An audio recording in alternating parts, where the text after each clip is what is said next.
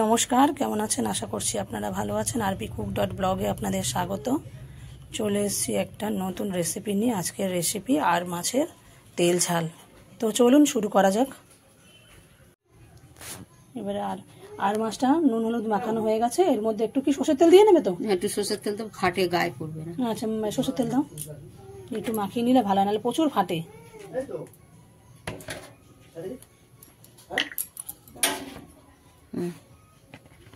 একটু তেল দিলাম, ফাটবে না, দিয়ে একটু মাখিয়ে দেবো, হয়ে যাবে।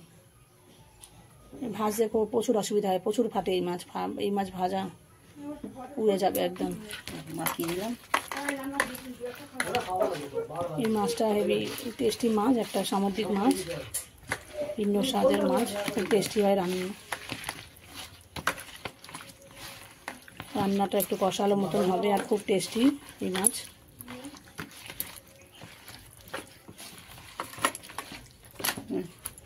তেল মাখানো হয়ে গেছে, নুন হলুদ মাখিয়ে তারপর তেল মাখিয়ে নিলে দেয়। তো এবারে কড়াতে তেল দেওয়া হবে।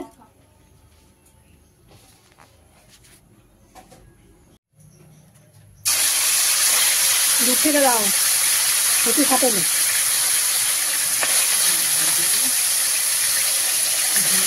মাছগুলো ভাজার জন্য তেলে ছাড়া হচ্ছে। ফোড়ন দিলাম আর ওই আলু দেবে। কোথায় গেল? তো মাছের দেখছেন, মাছগুলো এখানে ভাজা হয়ে গেছে। আর এখানে ওই তেলের মধ্যে অল্প তেল দিয়ে আলুগুলো দিয়ে দিচ্ছি ভাজার জন্য। আচ্ছা, আপনাদেরকে জানিয়ে রাখি যে মাছের যে ডিমটা না, আমার মা না ভুল করে ভাজতে গেছিল, আর ভাজতে গিয়ে যে পরিমাণে ফেটেছে ভয়ঙ্কর।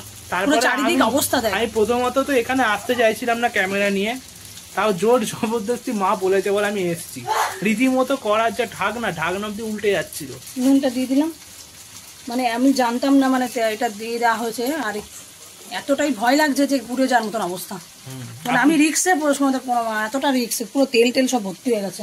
শিখতে করে দেখ গ্যাসের উনুনটা দেখ, চারিদিকে পুরো তেল ভর্তি হয়ে গেছে পেটে। স্বাভাবিক, সবাই জেনে থাকবেন যেগুলো হয়, আপনাদেরকে শেয়ার করা দরকার বলে মনে করলাম। কারণ আপনারা তো বাড়িতে রান্না বান্না করেন, ভাজবেন না কড়াতে, ডাইরেক্ট দিয়ে বলে দিলাম। কড়াতে ডাইরেক্ট দিয়ে ডিমগুলো না ভাজাই ভালো। দরকার হলে ডিমগুলো অ্যাভয়েড করুন, ফেলে দিন, তাও ভালো। আর যদি ভাজেন রিক্স নিয়ে, তাহলে ঢাকা দিয়ে ভাজবেন, গ্যাস কমিয়ে যাবেন। আর গ্যাস কমিয়ে সিম করে একদম, তাও না ভাজাই ভালো। মানে পুড়ে যায়, মানে সামান্য একটু ডিম খাওয়ার জন্য মানুষ পুড়ে যাওয়ার মতন অবস্থা, মানে পুড়ে যাবে এমন জোরে ফাটছে। নিজেদের লোককে তো আর কখনো ভুল জিনিস বলা যায় না, কারণ আপনারা যেহেতু আমাদের আপনজন, আপনাদেরকে বলাটা প্রয়োজন মনে করলাম। আর বাড়িতে ছোট বাচ্চা থাকলে হচ্ছে একদম মাছ ভাজার সময় মাছগুলো প্রচুর, বাচ্চারা বাড়িতে ছোট বাচ্চা থাকলে মাছ ভাজার সময় একদম ধারে কাছে যেন না যায়, মাছগুলো প্রচুর ফাটে। আর মাছগুলো ভাজার আগে একটু সরষের তেল মাখিয়ে নেওয়া দরকার। মাখিয়ে নিলে তাহলে ফাটাটা একটু কম হয়। ফাটে, তবুও ফাটে, কিন্তু মানে কম হয় আর কি। একটু নুন মাখিয়ে আর একটু সরষের তেল মাখিয়ে ভাজলে মানে ভালো হয়। আর খুব রিক্সি মাছ, এত টেস্টি মাছ, আর রিক্সি ভাজাও খুব রিক্সি। রান্না করলে হেভি দারুণ খেতে হয়। যাই হোক, মেন টপিকে আমরা ফিরে আসি। এই যে আলুটা ভাজা চলছে, নুন দিয়ে দিচ্ছি, ওর মধ্যে একটু হলুদ দিয়ে দিচ্ছি। এটাকে আমি লাল লাল করে ভেজে নেবো। যারা আমাদের ভিডিও দেখে রান্না শিখছেন, তারাও কিন্তু এইভাবে দেখে ধরে শিখতে পারেন। নুন হলুদ দিয়ে লাল লাল করে। অনেকে এমন হয় যারা রান্না জানেন না, তারা এরকম ভাবে দেখে রান্না শিখতে পারেন। আমিও জানতাম না, প্রথম কেউই জানে না, এখন জানি। সবাইকে শিখতে হয়, শিখে জিনিসটাকে অর্জন করতে হয়। আর এই আলুগুলোকে আমি লাল লাল করে একদম ভেজে নেবো, যেহেতু এটা তেল ঝাল হবে, কষা কষা মতন হবে, এটা ঝোলের কোনো পাট নেই। আর এই মাছগুলো কষা কষা হয়, আদা রসুন পেঁয়াজ টমেটো এগুলো দিয়ে কষা কষা হবে। একটু কাশ্মীরি রেড চিলি পাউডার, যেহেতু কাশ্মীরি লঙ্কাটা কালার হয় ওই জন্যই দেওয়া, আর না তো কাঁচা লঙ্কা দিয়ে রান্না হবে। আমি একদম গুঁড়ো লঙ্কা দিই না, সেটা আপনারা এতদিন অবশ্যই জেনে গেছেন যে আমি গুঁড়ো লঙ্কা কোনো খাবারেই দিই না, না মাংস, না কোনো স্পাইসি খাবার, কোনো কিছু দিই না। কাঁচা লঙ্কাই ব্যবহার করি ঝালের জন্য। তরকারি তো ঝালের দরকার পড়ে না, একদম তো আঝালা রান্না হয় না। আর কালারের জন্য আমি কাশ্মীরি রেড চিলিটা ইউজ করি 12 মাস। ওটাতে বেশ ব্যাপক একটা সুন্দর কালার দেয়, কেউ বলবে না যে ওটা কাঁচা লঙ্কার তরকারি, এই জন্যই দেওয়া, আর কিছু না। তো চলুন ভাজার পরে ফিরে আসছি। নুন হলুদ দিয়ে আলুটা দেখুন প্রায় লাল লাল করে ভাজা হয়ে গেছে। আমি পেঁয়াজগুলো আগে ভাজিনি, ইচ্ছা করেই ভাজিনি, একটু অন্য ধরনের রান্না করার চেষ্টা করছি আমি। এই যে এখন পেঁয়াজগুলো দিয়ে দেবো, দিয়ে একটু ভাজবো আলুটা, তার সঙ্গে পেঁয়াজগুলোও ভাজা হয়ে যাবে, পেঁয়াজটা একদম গলে যাবে না, ওই জন্যই পেঁয়াজটা এখন দেওয়া হয়েছে। আচ্ছা মা, একটা কাজ তো করতে পারো, তুমি যখন রান্না করবে ইনগ্রিডিয়েন্টস যদি আগে থেকে দেখিয়ে দাও, তাহলে যারা আগে দেখিয়ে দিতাম, ভিডিওটা অনেক লং হয়ে যাচ্ছে, সবাই বলছে যে ভিডিওটা অনেক লং হচ্ছে, ওই জন্যই পরপর দেখিয়ে বুঝিয়ে দিচ্ছি। সবাই এখন শর্টের দিকে ছুটছে, কেউ লংয়ের পিছনে ছুটছে না, ওই জন্য শর্ট ভিডিও করার চেষ্টা করছি যাতে এগিয়ে দিতে পারি, যাতে সবাই দেখে ভিডিওটা আমার। তো আপনাদের কথা আমার একটু কত তো পরিস্থিতি হয় যে সবাই চেনে, যে জানে যে রান্না করে বা ভিডিও করে, ব্লগ করে, এই কারণে একটু ছোট শর্টের দিকে যাচ্ছি ভিডিও নিয়ে, যাতে ছোট ছোট করে ক্লিক করি, দেখতে পারে, সবাই দেখে, এটাই আনন্দ, বড় পাওয়া, সবাই দেখছে, এটাই বড় পাওয়া, আনন্দ, এটা আর কিছু নয়। চলুন ফিরে আসছি। এই যে পুরো শিলে বাটা মশলা, এটা আমাদের বাড়িতে আমার মা বেটেছে, আর আমাদের মাদের বাড়িতেই রান্না হয়েছে। আমি এখন বাপের বাড়িতে আছি, যেহেতু আমার বর এখন বিদেশে গেছে, তাই এগুলো পুরো শিলে বাটা মশলা মা বেটেছে। আদা, কাঁচা লঙ্কা, রসুন, এই তিনটেই বাটা একসঙ্গে দিয়ে দিচ্ছি। আর এই বাটার টেস্টই আলাদা, খুব দারুণ হয় এই টেস্ট, বাটা মশলা স্বাদই আলাদা। দিয়ে এই যে একটু কষিয়ে নেবো, কষানোর পর ফিরে আসছি। এই যে জিরে ধনের গুঁড়ো দিয়ে দিচ্ছে ওটা, এবার এটা দিয়ে কষানো হবে। আর বাকি আছে শুধু কাশ্মীরি রেড চিলি পাউডার, এটা দিলেই আমাদের মশলাটা কমপ্লিট হয়ে যাবে। তোমার কাশ্মীরি রেড চিলি পাউডারটা দিয়ে দাও একটু কালারের জন্য।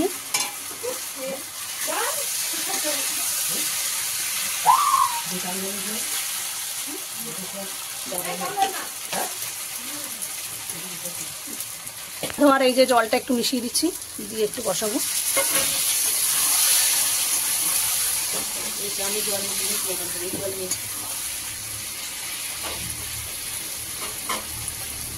কষানোর পরে ফিরে আসছি আবার। এই যে কষানো হয়ে গেছে, মশলা থেকে তেল ছাড়তে শুরু করে দিয়েছে, এবারে একটু জল মিশিয়ে দেবো, খুব বেশি জল দেবো না, যেহেতু তেল ঝাল হবে। রান্নাটা রেডি হয়েছে, মাছটা যে এত ফেটেছে, কিন্তু রান্নাটার পরে সব মানে ব্যথা ভুলে যাবে, কেননা এত টেস্টি হবে মাছটা, যে ফেটে যে এত অসুবিধা মানে মুখোমুখি হতে হয়েছে মাছ ভাজতে গিয়ে, সেটা কিন্তু পুরো ভুলে যাবো মাছটা রান্না যখন খাওয়া হবে। অসাধারণ হয় একদম। ঠিক আছে, তাহলে এই যে খুব বেশি জল দেবো না, এই জলটাই দিলাম, দিয়ে কমপ্লিট করলাম। এবারে চাপা দিয়ে দেবো, ফুটে উঠলে মাছ দেবো। এই যে চাপা দিয়ে দিচ্ছি। ঠিক আছে, তাহলে আবার ফিরে আসছি মাছ রাত টাইমে। দেখতে পাচ্ছেন ঝোল ফুটে গেছে, আলুগুলোও মোটামুটি সেদ্ধ হয়ে গেছে। এবারে আমি ভেজে রাখা মাছগুলো দিয়ে দেবো। এই সেই মাছের ডিম, এই মাছ ভাজতে আমার আজকে হাজামাত হয়ে গেছে পুরো।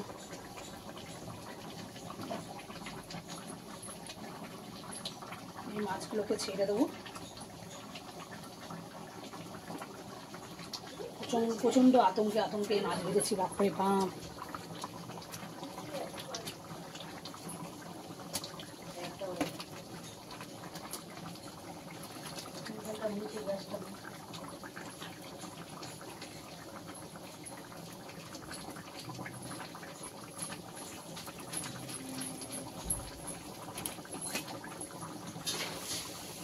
দারুণ একটা সেন্ট বেরিয়েছে না মাছে। সব দিয়ে দেবো এরপরে, দিয়ে দেওয়ার পরে একটু কুচানো ধনে পাতা এর উপরে দিয়ে দেবো। এই মাছের তরকারিগুলো ধনে পাতা দিলে খুব ভালো হয়, তাই না মা? সামুদ্রিক মাছ তো এগুলো। আর যেহেতু ঝাল, মানে খুব বেশি ঝোলও না, তাই না? ঝাল ঝাল মাছ হেভি লাগে। এই মাছের সঙ্গে গরম গরম ভাতে পড়লে না, আহা, খাওয়ার সময় অবশ্যই ফিরে আসছি। তবে আপনারা যদি চান একবার বাড়িতে বানিয়ে খেয়ে দেখুন না। আর আপনাদেরকে খিদে পাচ্ছে, যদি খিদে পায় তাহলে বাড়িতে বানিয়ে দেখতে পারেন। আর যদি ভিডিওটা ভালো লেগে থাকে তাহলে অবশ্যই একবার সাবস্ক্রাইব করতে পারেন আমাদের চ্যানেলটিকে, এবং আমাদের ভিডিওটিকে লাইক করতে পারেন আপনারা।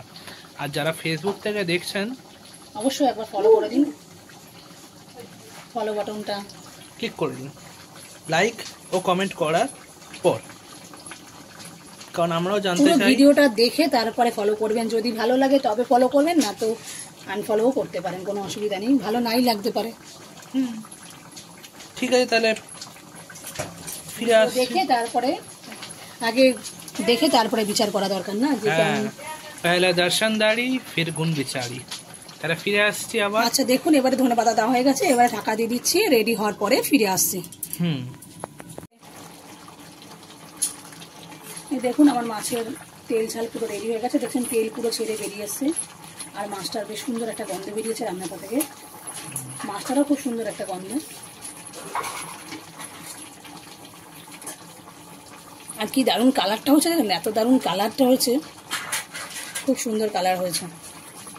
তো চলুন আজকে রেসিপিটা এই পর্যন্তই। আপনারা ভালো থাকবেন, সুস্থ থাকবেন। রেসিপিটা কেমন হয়েছে অবশ্যই কমেন্টে জানাবেন, ভালো লাগলে একটা লাইক করে দেবেন। আজ তাহলে আসি, আবার আসুন নতুন কোনো ভিডিও নিয়ে।